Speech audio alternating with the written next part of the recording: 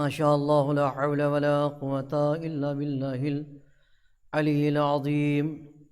أعوذ بالله من الشيطان اللعين الرجيم. بسم الله الرحمن الرحيم. الحمد لله رب العالمين. الصلاة والسلام على سيد الأنبياء والمرسلين وخاتم النبيين سيدنا الممجد بشيرنا المسدد نظيرنا المؤيد المصطفى الأمجد والمحمود الأحمد بالقاسم محمد وعلى أهل بيته الطيبين الطاهرين المعصومين ولعنة الله على أعدائهم أجمعين من الآن إلى قيام يوم الدين. أما بعد فقد قال الله تعالى سبحانه في كتابه الكريم: بسم الله الرحمن الرحيم. إنا أنزلناه في ليلة القدر وما أدراك ما ليلة القدر. ليلة القدر خير من 1000 شهر. تنزل الملائكة والروح فيها بإذن ربهم من كل أمر. سلام هي حتى مطلع الفجر. صدق اللہ العلی العظیم. محترم ناظرین، السلام علیکم. میں آج آپ حضرات کی خدمت میں سورہ قدر کے فضائل اور اس کی تفسیر لے کر حاضر ہوا ہوں. اس سے قبل میں نے جو گفتگو کی تھی وہ آپ حضرات کے اذہان عالیہ میں محفوظ ہوگی. سورہ کافرون کا ذکر تھا، جس میں پروردگار عالم نے کافرون کے سوال کا جواب دیا تھا جو انہوں نے پیغمبر اکرم سے تکرارن کیا تھا. اس کا جواب بھی پروردگار عالم نے تکرار کے ساتھ دیا تھا. محترم ناظرین، سورہ قدر چونکہ اکثر و بیشتر پڑھتے رہتے ہیں اور تقریباً مومنین یہ جانتے ہیں کہ یہ سورہ قدر، جس میں قرآن کے نازل ہونے کا ذکر کیا گیا ہے، اور عموماً شب قدر میں جس کو تاکید کی گئی ہے کہ رات میں شب قدر میں اور دن میں ملا کر 1000 مرتبہ کم از کم پڑھیں تو اس کا ثواب ہے، تو اور تقریباً لوگوں کو یاد بھی ہوگا.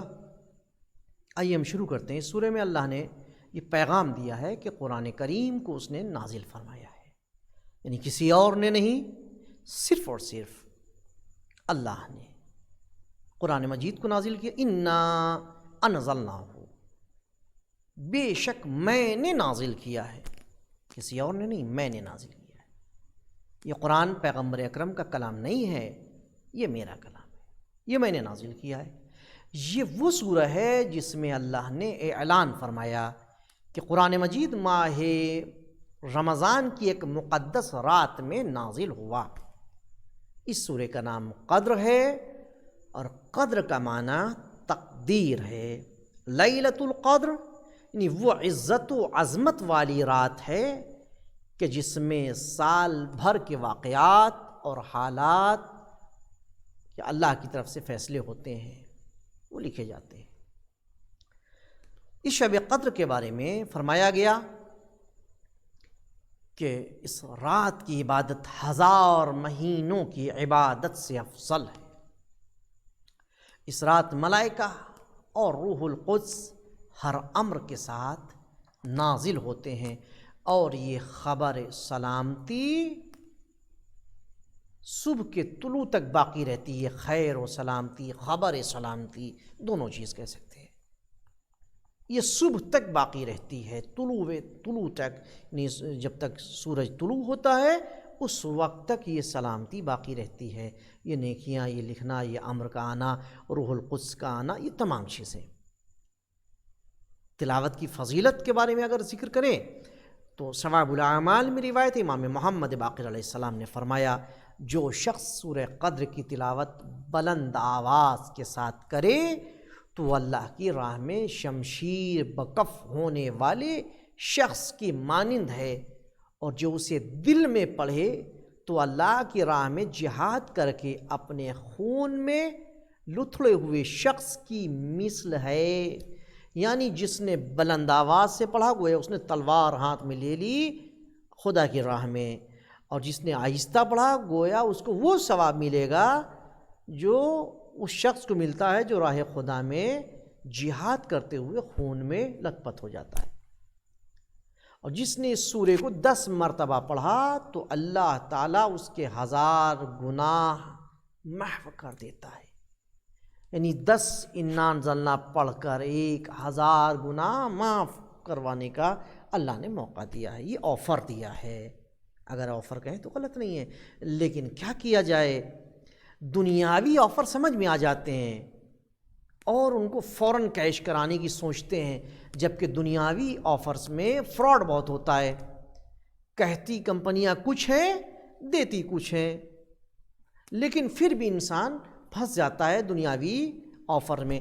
خدا نے کتنے آفر دیے ہیں کہ فلاں کام کرو تو فلاں ثواب ملے گا، فلاں کام کرو تو فلاں ثواب ملے گا، فلاں کام انجام دو تو اتنے نامہ اعمال میں نیکیاں لکھی جائیں گی، فلاں کام کر دو تو اتنے گناہ تمہارے نامہ اعمال سے ختم ہو جائیں گے، فلاں سورے کی تلاوت کر لو تو تم کو یہ فضیلت ملے گی، بسم اللہ الرحمن الرحیم کو اس طریقے سے پڑھ دو تو تمہارے پیسوں میں اضافہ ہو جائے گا، تمہاری دولت میں، تمہارے رزق میں۔ لیکن خدائی آفر انسان کو پسند نہیں ہے۔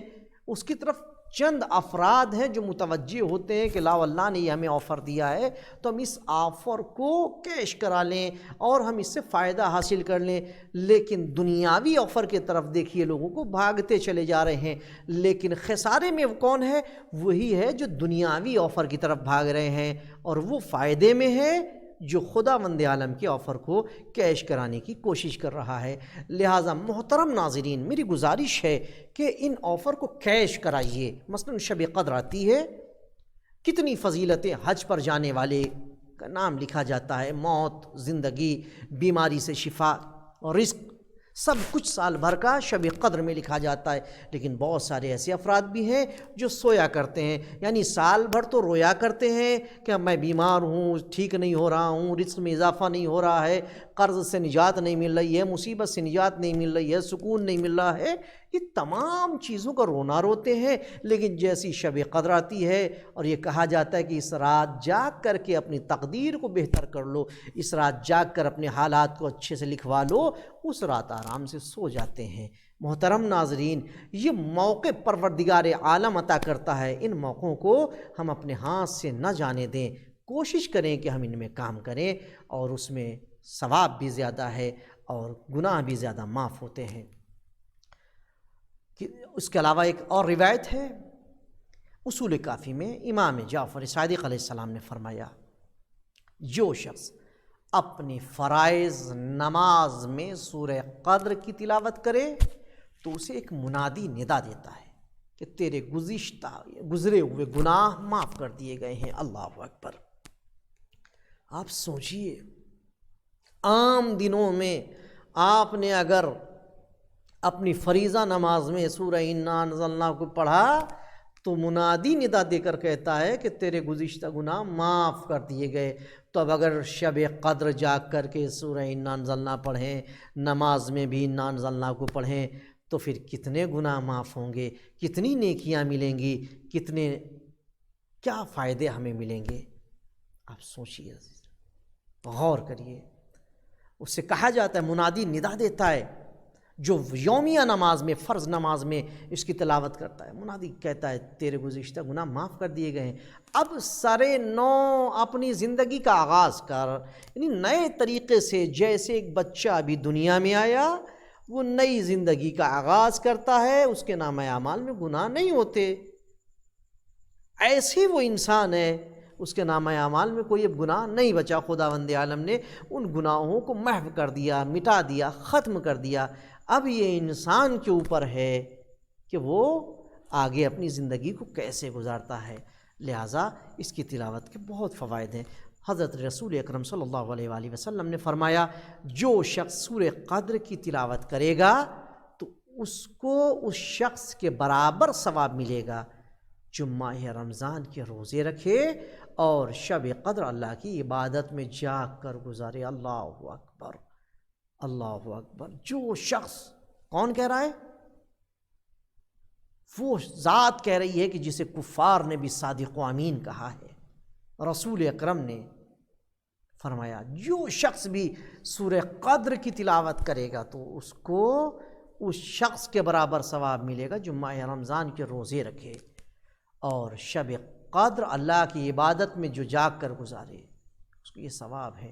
محترم ناظرین، ذرا غور کریے اس سورہ قدر کی کیا فضیلت ہے، اس سورہ قدر کے کیا ثواب ہیں۔ لہٰذا شب قدر آنے والی ہے، انشاءاللہ اس میں جاگیے، اہتمام کریے۔ معصومین علیہ السلام اہتمام کرتے تھے، خود شہزادی کونین حضرت فاطمہ زہرا صلوات اللہ علیہا اہتمام کرتی تھیں، دن سے بچوں سے کہہ دیتی تھیں دن میں سو جاؤ تاکہ رات میں جاگو، اور رات میں بہت مختصر کھانا، اور کہتی تھی مختصر کھانا اس وجہ سے تاکہ نیند نہ آئے اور جاگ کر کے اچھے سے پروردگار عالم کی عبادت کر سکو۔